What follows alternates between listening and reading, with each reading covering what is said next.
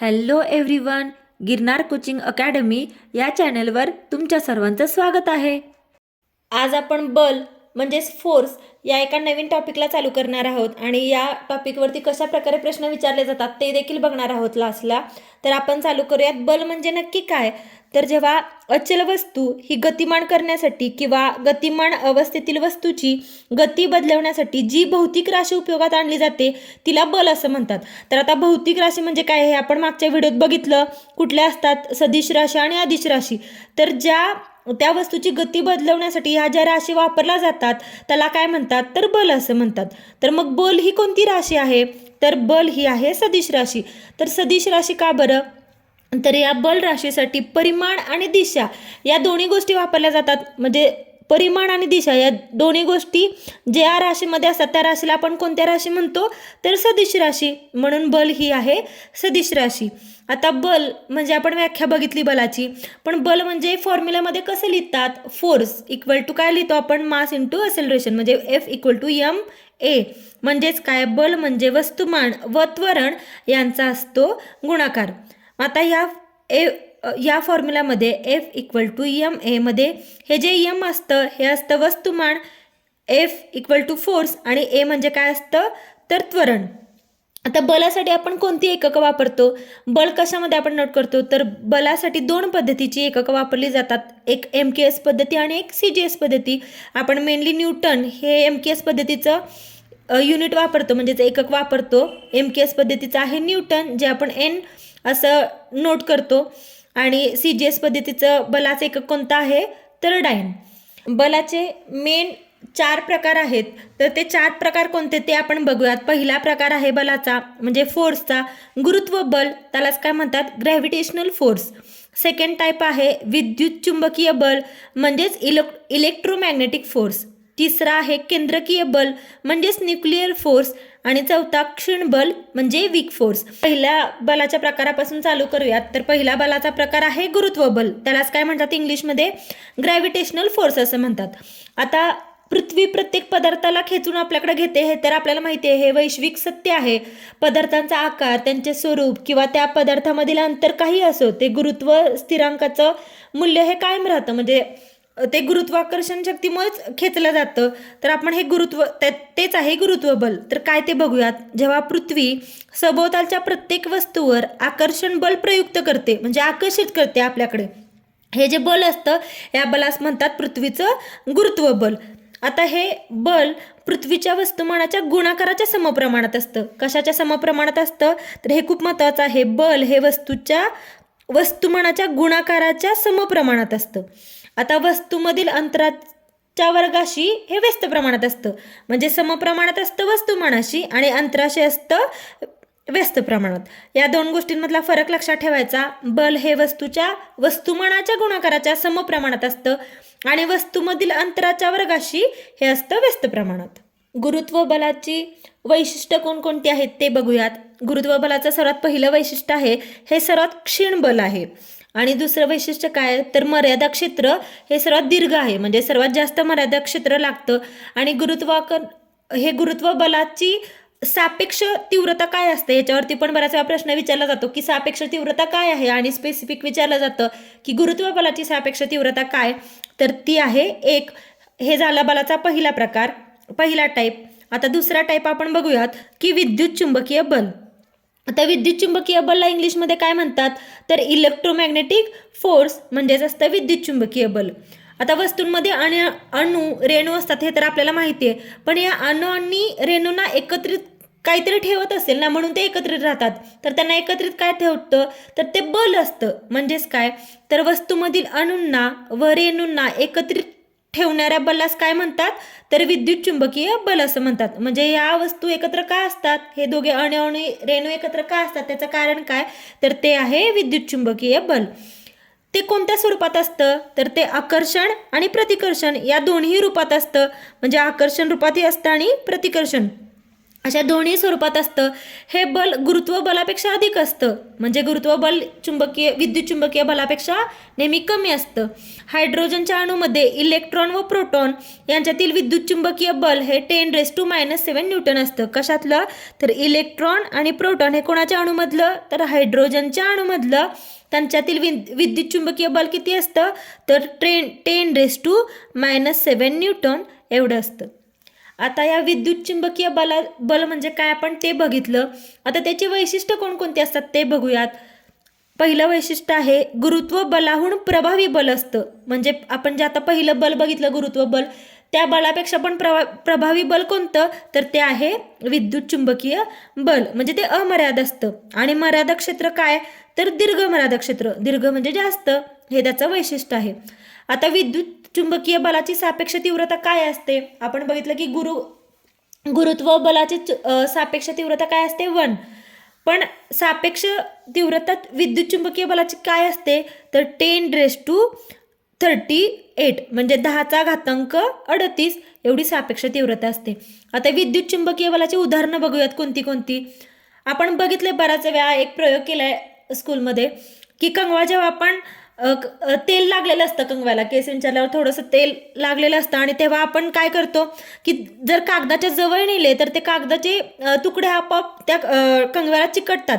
तर ते कशामुळं? तर त्या कंगव्यामध्ये विद्युत चुंबकीय बल तयार होतं. म्हणून हे उदाहरण कशाचं आहे? तर विद्युत चुंबकीय बलाचं, की कंगव्याने कागदाचे तुकडे ओढले जातात. आणि निसर्गातली जी बहुतांश बल आहेत ती कुठली बल आहेत? तर विद्युत चुंबकीय बल आहेत. हे झाला फोर्सचा म्हणजे बलाचा दुसरा प्रकार. आता बघूयात तिसरा प्रकार कोणता आहे. पहिला बघितला आपण गुरुत्व बल, दुसरा बघितला विद्युत चुंबकीय बल, आणि तिसरा आहे केंद्रकीय बल. त्यालाच काय म्हणतात? Nuclear force. आता न्यूक्लिअर फोर्स म्हणजे काय? तर अणूंच्या केंद्रात असलेल्या वेगवेगळ्या कणांना एकत्रित ठेवणाऱ्या बलाला केंद्रकीय बल म्हणतात. आता आपण विद्युत चुंबकीय बलात काय बघितलं? वस्तूतल्या अणूंना आणि रेणूंना एकत्र ठेवणारं ते कोणतं असतं? तर विद्युत चुंबकीय. आणि हे काय आहे? केंद्रकीय. नावातच उत्तर आहे ना, नावातच व्याख्या आहे. केंद्र म्हणजे काय? केंद्रकीय बल म्हणजे काय? तर केंद्रात असलेल्या कणांना एकत्र ठेवणारं बल म्हणजे केंद्रकीय बल. ही ट्रिक लक्षात ठेवायची, नावावरूनच लक्षात ठेवायचं. केंद्रकीय बल म्हणजे काय? तर अणूंच्या केंद्रकात असणाऱ्या वेगवेगळ्या कणांना एकत्र ठेवणाऱ्या बलाला काय म्हणतो आपण? तर केंद्रकीय बल असं म्हणतात. मग आता हे केंद्रकीय बल कसं असतं ते बघूयात. तर गुरुत्व बल आणि विद्युत केंद्रकीय बल या दोन्ही बलांपेक्षा केंद्रकीय बल काय असतं? मोठं असतं. हे लक्षात ठेवायचं. केंद्रकीय बल हे नेहमी मोठं असतं या दोन्ही बलांपेक्षा. अणुकेंद्रकातील प्रोटॉन व न्यूट्रॉन यांची संख्या बदलत नाही. त्यांना एकत्रित ठेवणारं काम कोण करतं? तर ते करतं केंद्रकीय बल. कशाची संख्या ते एकसारखं ठेवतं? तर अणूमधील प्रोटॉन आणि न्यूट्रॉनची संख्या ते बदलत नाही संख्या, म्हणून ते एकत्र ठेवण्याचं काम कोण करतं? तर ते केंद्रकीय बल करतं. प्रबल बल असतं म्हणून अंतराच्या वर्गाच्या व्यस्त नियम लागू होत नाही. का लागू होत नाही? तर ते बल कोणतं असतं? तर प्रबल बल असतं. निर्बल बल असतं, तसंच प्रबल बल असतं. प्रबल बल बघितलं आपण की ते वर्गाच्या कसं असतं? व्यस्त नियम त्याला लागू होत नाही केंद्रकीय बलाला. तेच निर्बल बल हे 2 मूल कणांमध्ये लागू होतं. कोणतं बल लागू होतं? तर निर्बल बल लागू होतं. आणि हे केंद्रकीय बल असतं हे गुरुत्वाकर्षण बलापेक्षा जास्त असतं. म्हणजे कोणतं बल जास्त असं विचारलं तर लक्षात ठेवायचं, गुरुत्वाकर्षण बलापेक्षा जास्त बल कोणतं असतं? तर ते केंद्रकीय बल असतं. तर आता या बलाचे वैशिष्ट्य कोणते आहेत ते आपण बघूयात. हे सर्वाधिक प्रभावी बल आहे केंद्रकीय बल हे. आणि याला कशी मर्यादा क्षेत्र काय लागतं? तर लघु म्हणजे सर्वात कमी मर्यादा क्षेत्र लागतं. आणि या केंद्रकीय बलाची सापेक्ष तीव्रता काय आहे? तर 10⁻⁴ म्हणजेच काय? 10⁻40 ही आहे याची सापेक्ष तीव्रता. आता आपण 3 बघितले, गुरुत्व बल बघितलं, विद्युत चुंबकीय बल बघितलं, केंद्रकीय बल बघितलं. आता चौथा प्रकार बघूयात की क्षीण बल. यालाच म्हणतात वीक फोर्स असं. तर वीक फोर्स म्हणजे काय? क्षीण बल म्हणजे काय ते बघूयात. तर इलेक्ट्रॉन, प्रोटॉन, न्यूट्रॉन यांच्यात होणाऱ्या अनन्य क्रिया यामध्ये प्रयुक्त होणारं बल हे क्षीण बल असतं. म्हणजे क्रिया होतात कोणामध्ये होतात? तर इलेक्ट्रॉन, प्रोटॉन आणि न्यूट्रॉन या तिघांमध्ये ज्या क्रिया होतात, इलेक्ट्रॉन, प्रोटॉन आणि न्यूट्रॉन यांच्यामध्ये होणाऱ्या क्रियामध्ये जे प्रयुक्त होणारं बल असतं ते कोणतं असतं, तर ते असतं क्षीण बल. आणि हे क्षीण बल सुद्धा काय असतं, गुरुत्वाकर्षण बलापेक्षा जास्त असतं. मग गुरुत्वाकर्षण बलापेक्षा जास्त असणारी दोन बल आहेत. आत्ताच आपण बघितलं कोणतं, केंद्रकीय बल सुद्धा गुरुत्वाकर्षण बलापेक्षा जास्त आहे.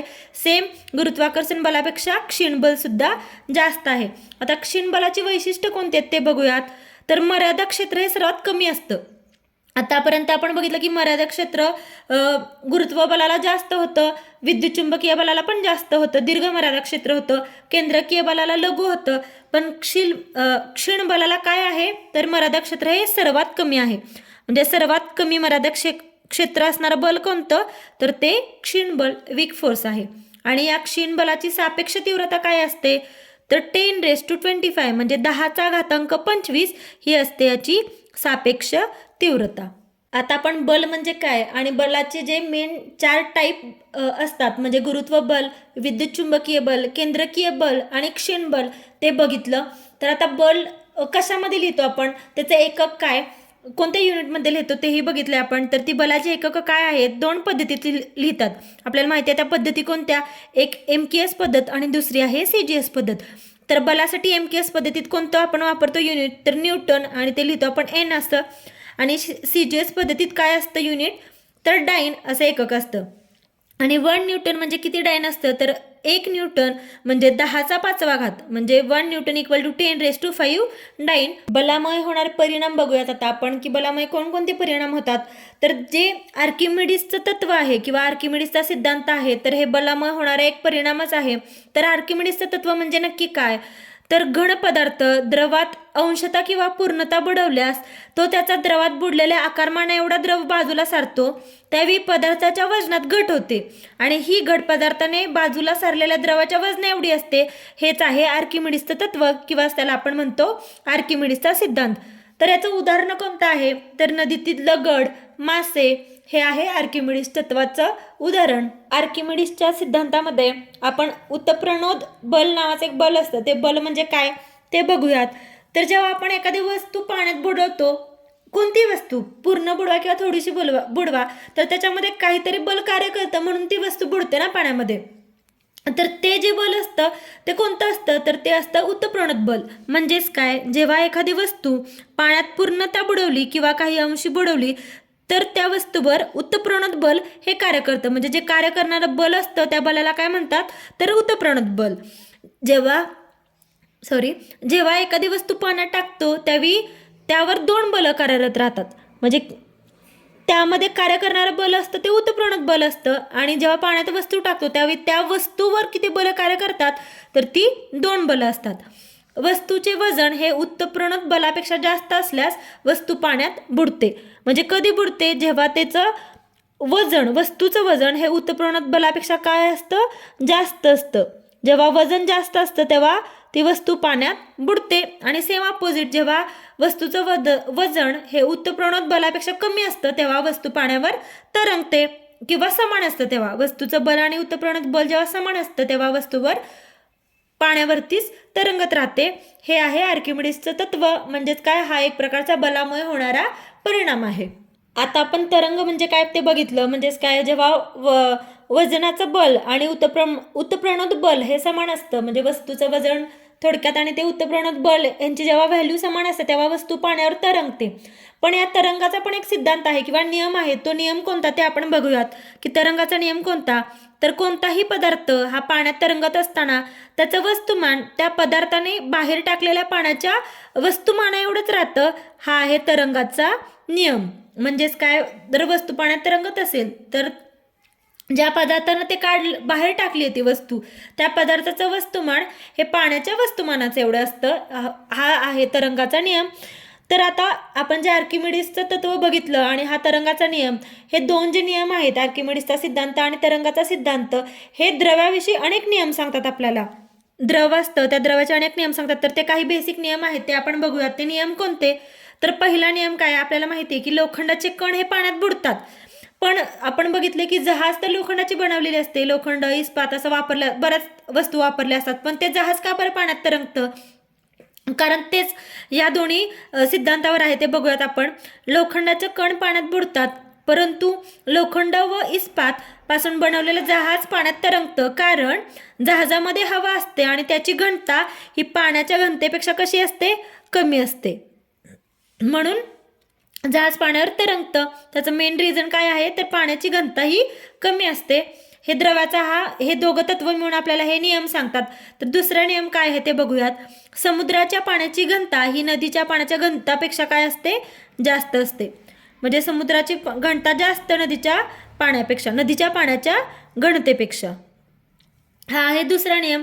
तिसरा नियम काय आहे, तर समुद्राच्या पाण्याची घनता जास्त असल्यामुळे समुद्रात पोहणं आपल्याला उत्तम जातं किंवा सोपं जातं. म्हणजे त्याचं मेन कारण काय, तर समुद्राची घनता ही पाण्याची घनतापेक्षा जास्त असते. आणि चौथा नियम काय आहे याचा, तर हायड्रोजनने भरलेला फुगा हवेत तरंगतो व तो हवेत वरवर जातो, कारण त्याची घनता कमी असते.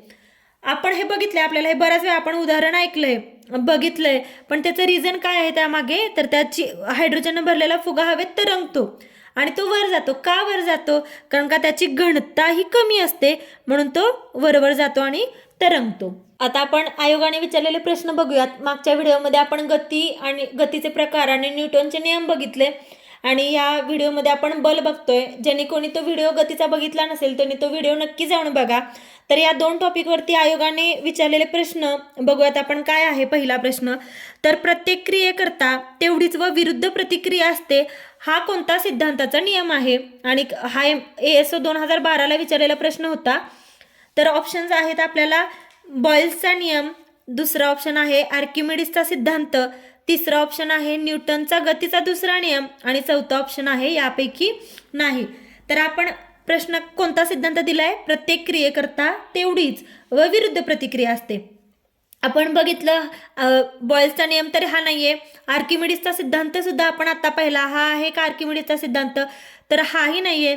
तर आता न्यूटनचा गतीचा नियम दिला आहे का, हो आहे हा न्यूटनचा गतीचा नियम, पण हा दुसरा नियम आहे का, तर नाहीये. हा दुसरा नियम नाहीये, हा न्यूटनचा तिसरा नियम आहे.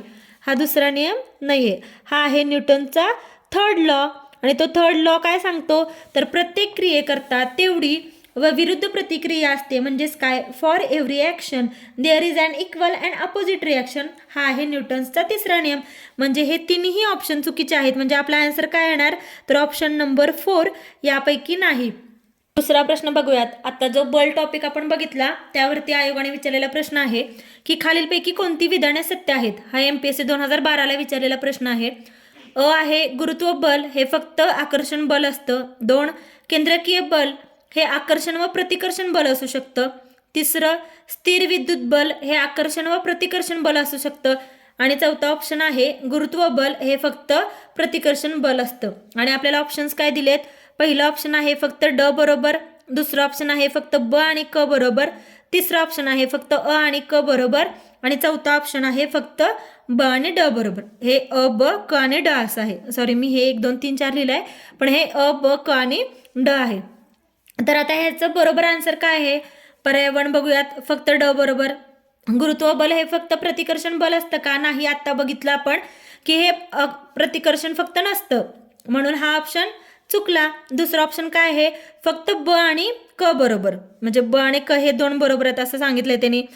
तर केंद्रकीय बल हे आकर्षण व प्रतिकर्षण बल असतं, बरोबर आहे का, हे नाही. हा पण ऑप्शन चुकीचा आहे. म्हणजे हा ऑप्शन 2 पण नाहीये.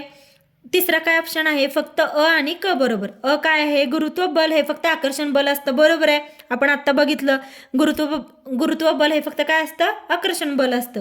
आणि क काय आहे, स्थिर विद्युत बल हे आकर्षण व प्रतिकर्षण बल असू शकतं.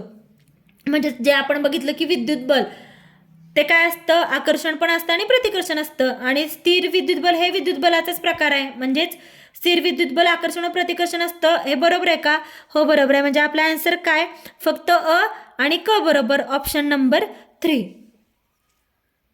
आणि अशा प्रकारच्या अजून टॉपिकवरचे व्हिडिओ आणि आयोगाने विचारलेले प्रश्न बघण्यासाठी पुढचा व्हिडिओ नक्की बघा. Thank you for watching. Video like करा, शेअर करा, चॅनलला सबस्क्राईब करा आणि कमेंट करायला विसरू नका. आणि अशा प्रकारचे कोणत्या टॉपिकवरचे व्हिडिओ तुम्हाला बघायला आवडतील ते कमेंट करून नक्की सांगा.